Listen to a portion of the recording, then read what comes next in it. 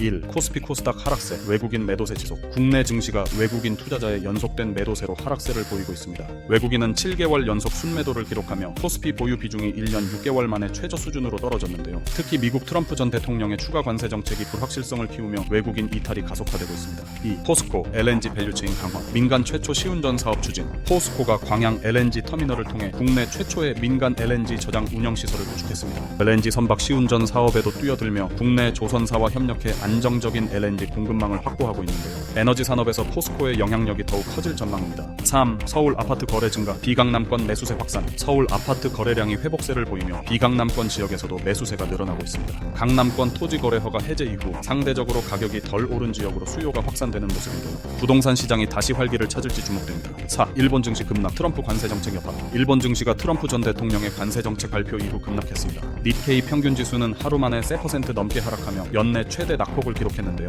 수출 의존도가 높은 일본 기업들이 직접적인 타격을 받을 것으로 예상됩니다. 5. 건설업계 유동성 위기, 대형 건설사도 자산 매각 나서 공사비 상승과 프로젝트 파이낸싱 부실로 인해 중견 건설사들이 잇따라 법정 관리를 신청하고 있습니다. 롯데건설과 DLENC 등 대형 건설사도 자산 매각을 추진하며 현금 확보에 나섰는데요. 건설 경기 침체가 장기화될 가능성이 높아지고 있습니다.